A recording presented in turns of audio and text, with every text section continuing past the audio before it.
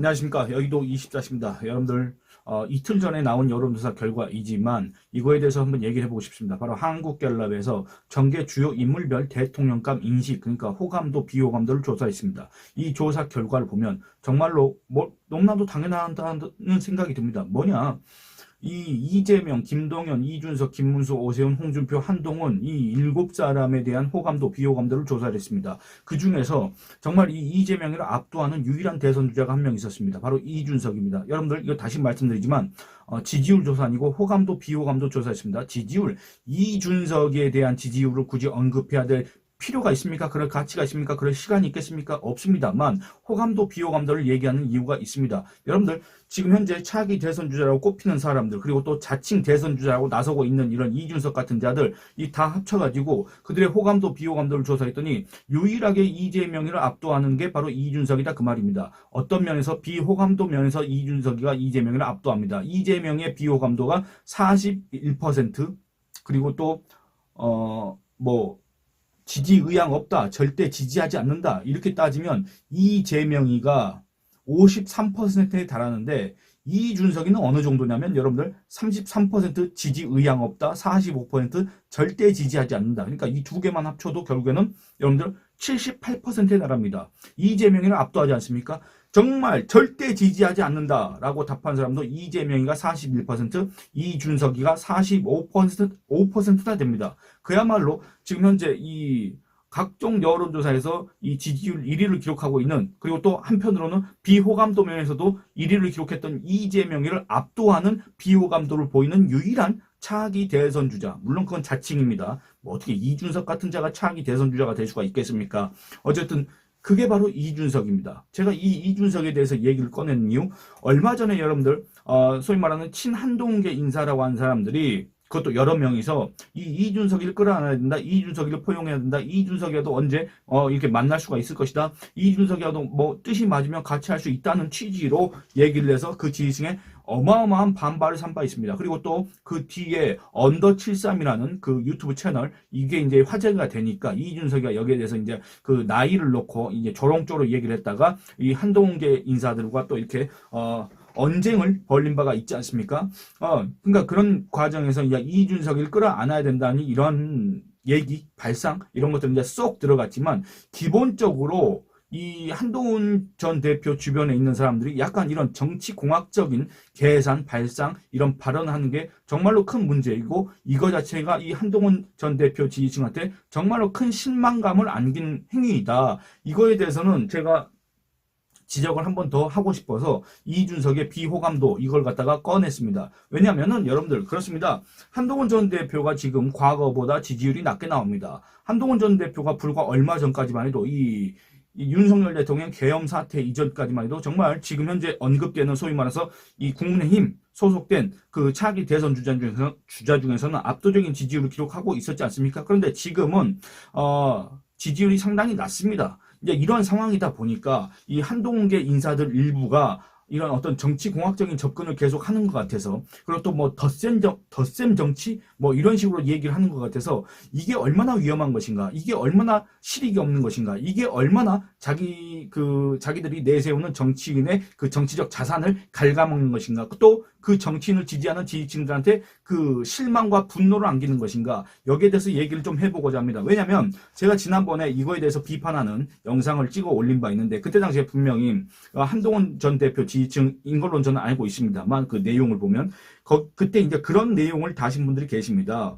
그게 틀린 얘기는 아닙니다. 뭐냐면 대선은 아주 근소한 차이로 승패가 갈리는 거 아니겠냐. 그럴 때는 저 이준석이 1% 내지 2% 정도를 기록하고 있는 저 이준석하고도 손을 잡아야 대선에서 이길 수 있는 거 아니겠느냐라고 이렇게 글을 다신 분들이 있습니다. 그거 틀린 생각이 아닙니다. 그런데 여러분들 문제는 뭐냐면 그 정치인이 바로 이준석이기 때문에 문제가 된다, 그 말입니다. 다른 사람들과는 손을 잡을 수 있다, 그 말입니다. 다른 사람들과는 어떤 가치를 공유할 수 있다, 그 말입니다. 근데 여러분들 이준석이하고 손을 잡을 수가 있습니까? 이준석이하고 어떤 가치를 공유할 만한 그런 게 있습니까? 이준석이가 여러분들 그런 식으로 해서 만약에 국민의힘에 들어온다고 한다면, 만약에 한동훈 전 대표가 이준석이하고 그런 식으로 손을 잡는다고 한다면 한동훈 전 대표가 오히려 지지율이 올라가고 한동훈 전 대표의 입지가 더 강화되고 한동훈 전 대표가 이 국민의힘의 대선 경선을 뚫을 가능성이 있겠습니까? 그런 것들을 생각해 보시면 여러분들 이거는 정말 백해무익이다. 이준석이는 정말로 그 누구에게도 백해무익이다. 이런 정치공학적인 접근을 한다고 해도 정치공학적으로 정말 아무런 실익과 효용이 없다. 이렇게 얘기를 할 수가 있겠습니다. 다시 한번 말씀드리지만 한동훈 전 대표를 지지하는 분들이라고 한다면 이런 거에 대해서는 상당히 단호하게 생각을 하셔야 될 필요가 있다. 이런 말씀을 드리고 싶습니다. 한동훈 전 대표가 상징하는 건 뭡니까? 이거에 대해서 한동훈 전 대표를 지지하지 않는 사람들은 아주 극도로 반발할 수가 있지만 어쨌든 이 한동훈이라는 사람이 상징하는 건 바로 새로운 정치입니다. 한동훈 스스로 새로운 정치라는 그 말을 쓴 적이 있는지 없는지는 잘 모르겠습니다만 어쨌든 기존의 정치인들과는 다른 새로움, 이런 게 바로 한동훈이라는 그 정치인의 가장 최강의 자산입니다. 그렇지 않습니까? 이 새로운 정치와 새로운 정치, 그리고 또 구태와의 결별, 이런 것들입니다. 그러니까 여의도 문법, 여의도 사투리와의 결별, 이런 거 아니겠습니까? 그런데 그 주변에 있는 인사들이 한동훈계 또는 친한계라는 이름을 앞세운 그 인사들이 자꾸 이런 어떤 정치공학적인 접근, 발언, 이런 것들을 하는 거 저는 정말 문제라고 생각을 합니다. 특히 그 대상이 이준석이라고 했을 때는 더 그렇다고 생각합니다. 이준석도 마찬가지고 또 한때 친한계라고 했다가 이 한동훈 전 대표, 한동훈 전 지도부의 붕괴를 유발한, 촉발한 그런 사람들을 다시 한동훈 전 대표의 세가 약하니까 받아들여야 된다, 수용해야 된다, 포용해야 된다. 이런 것도 상당히 위험한 발상이다. 이런 것도 상당히 한동훈 전 대표한테 안 좋은 것이다. 이런 얘기를 하고 싶다 그 말입니다. 여러분들 이준석이는 그럴 가치가 없는 사람이다 라는 평가를 받고 있습니다. 누구한테 받고 있습니까? 바로 국민의힘 지지층한테 받고 있습니다. 그 국민의힘 지지층에는 지금 여러 어떤 지지층이 분포되어 있습니다. 이 분화되어 있습니다. 예를 들어서 김문수 고용노동부 장관을 지지하는 지지층이 분명히 있고 그 다음에 홍준표, 그 다음에 오세훈, 한동훈 이런 식으로 지금 지지층이 분화되어 있지 않습니까? 근데 그 어디에서도 이준석이는 환영받지 못한 자입니다. 왜냐? 그럴 가치가 없다고 여겨지기 때문에 그렇습니다.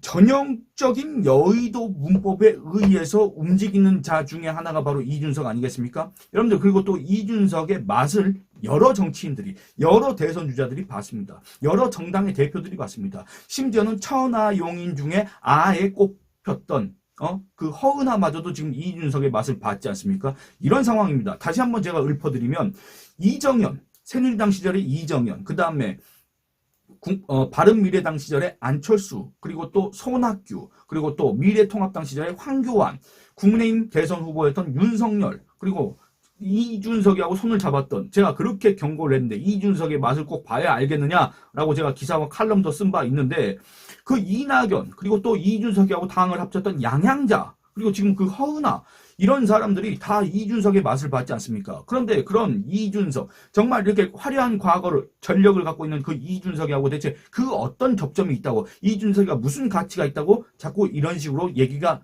흘러나왔느냐.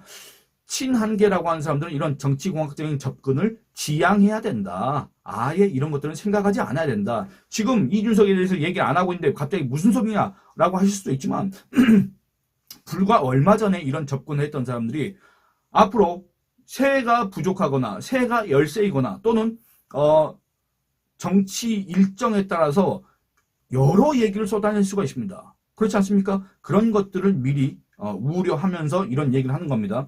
여러분들 대선 때 근소한 차이로 승패가 갈리기 때문에 이준석이가 필요하다? 정말 그렇게 생각하십니까?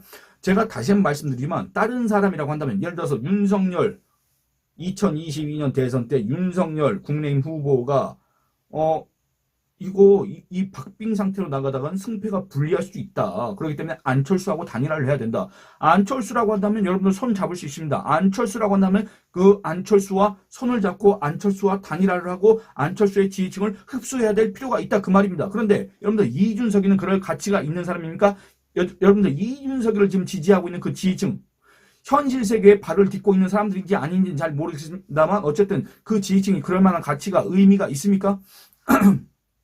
이준석을 지지하는 그 집단이 과연 보수라고 할 수 있습니까? 이준석을 지지하는 그 사람들이 과연 대선이 열린다고 할 경우에, 이준석이가 출마 안 한다고 할 경우에 국민의힘 또는 보수 이 후보를 찍을 사람들입니까? 그것부터가 벌써 불분명하지 않습니까? 한동훈 전 대표 또는 국힘 후보를 찍느냐 그 말입니다. 그 사람들이, 이준석이 그 지지한다는 그 사람들이 온라인상에서. 이준석이를 지지하는 집단이 있다고 한다면 이준석이하고 손을 잡자는 얘기를 할 게 아니라 이준석 지지층의 수요가 무엇인지, 이준석 지지층이 왜 이준석이한테 그렇게 지지를 보내고 있는지. 왜냐? 그럴 만한 어떤 객관적인 정황이라고 해야 될까? 요건이라고 해야 될까? 그런 것들은 우리들이 눈을 씻고 찾아봐도 없는 것 같지 않습니까? 그런데 정말 그 극소수 인사들이 이 이준석을 지지하기 때문에 1%라도 나오는 거 아니겠습니까? 그럼 그들은 어떤 수요가 있느냐, 어떤 니즈를 갖고 있느냐, 이런 것들을 분석을 하고, 그래서 그 이준석 지지층 흡수 전략을 수립하고 그걸 실행해야 되는데, 그게 바로 정치를 하는 사람들의 임무일 텐데, 그게 바로 이 한동훈 전 대표의 어떤 정계 복귀와 경선 진출, 그리고 또 그 통과, 대선 후보 선출, 이런 것들을 바라는 사람들의 임무일 텐데, 그런 고민들은 전혀 안 보이는 것 같고, 그냥 이준석하고도 손잡을 수 있다, 이런 얘기만 하니, 여러분들 이게 어떻게 설득력이 있겠냐 그 말입니다. 한동훈계라고 한다면, 한동훈과의 어떤 정치적 논의를 하는 위치에 있다고 한다면, 또는 실제 그런지 안 그런지 모르겠지만 이 대외적으로 그렇게 자기를 마케팅하는 사람들이라고 한다면, 제가 말씀드린 것처럼 그 정도 노력은 해야 되는 거 아닙니까? 그냥 이렇게 단순하게 어떤 정치공학적인 접근을 해가지고 그 지지층의 반발을 사고 분노를 사는 그런 발언을 해서야 되겠습니까? 이와 유사한 발언들이 계속 나오기 때문에 제가 지금 말씀드리는 겁니다. 이준석을 특정해서 말씀드린다기보다는 한동훈 전 대표가 갖고 있는 그런 상징 자산, 정치적 자산, 그 다음에 한동훈 전 대표가 상징하는 그런 새로운 그런 구호들 있지 않습니까? 그런 것들과 전혀 거리가 먼 인사들을 갖다가 자꾸 무슨 포용해야 된다니, 무슨 덧센 정치를 해야 된다니, 이런 얘기를 하고 앉아 있으니 제가 이런 지적을 약간 생뚱맞지만 하고 있다 그 말입니다. 여러분들 보시기 바랍니다.